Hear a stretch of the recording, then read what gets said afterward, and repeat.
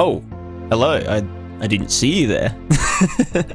It's your boy Charlie. Another little update. No camera this time, just to sort of show off what I've been working on stream the past couple of days. It's the new blood system. Now, just a forewarning, if you're not very good with blood and you're a bit squeamish, then this is not the video for you. So this is your final warning to avert your eyes.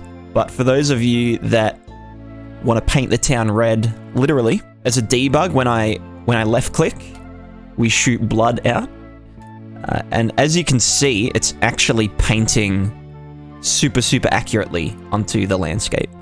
You know, we can go a bit more crazy, and I mean, this is excessive, but you kind of get the point. Now, this whole blood system is just an extension of my landscape deformation system. So, you know, grass bends out of the way, shader magic, and blah, blah, blah. This is just an extension of that. Like, this isn't costing me any extra other than rendering the particles themselves. So, features. The blood can actually interact with the grass and stuff. So you can see it depresses the flowers, which is pretty cool. Now, it doesn't actually come into contact with anything above the landscape, but I've got other objects sort of, I guess, reading from the landscape's blood map, we'll call it, and then it sort of propagates upwards to an extent. So it'll only go up a certain amount. So if I run over to a tree somewhere, we start shooting blood onto this tree, you can see it's only going to go up to about head height up this tree. Now, that is one of the limitations of this system. It isn't going to interact with walls and stuff, but I can just use decals for walls and static meshes and whatnot. You can see it, you know, interacting with it physically by actually, pushing it down, which is honestly disgusting. Now, another really cool thing about this system is because I'm using particles to draw to the blood map, or the deform map, they will actually slide down things and keep drawing. So if I just shoot blood here, you can see it actually drips down this slope, which is is disgusting, but very immersive. Now, a feature of this that someone requested while I was streaming was what happens when blood goes in the water. And considering I've got, a full water interaction system, very similar to the landscape system, we can skim off the algae and we can make ripples, and the ripples will, persist when we leave. It was actually super easy to implement blood in the water. Now, at the moment, it's a little bit, I guess, overpowered, you could say, but this is what it looks like. I think that looks awesome. We can just, put heaps in there. It's gonna do its thing. Imagine you were in shallow water fighting someone and you're injured, and like wherever you move, it's just getting redder and redder, and it's pretty gruesome. So, we can make it look like a shark attack.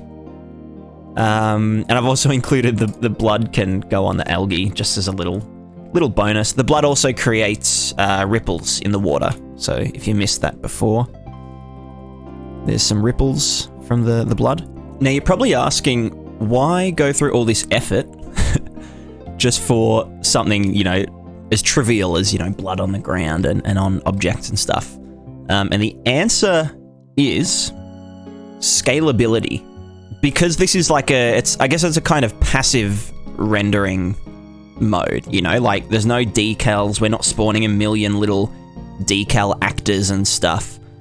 We can have 100+ characters on screen, all profusely bleeding without any overhead increase. So that's kind of all I have to show about what it does. I will talk a little bit about how it works. If you've used my landscape deformation system, you'll know, you'll be a bit familiar with this section. And if you followed part 2, then you'll be familiar with this section. Part 3, alluding to the fact that I will do another tutorial on the landscape deformation, is the inclusion of stencils. So the blood particles are assigned to custom stencil 1, and it's painting the red and green channels in here.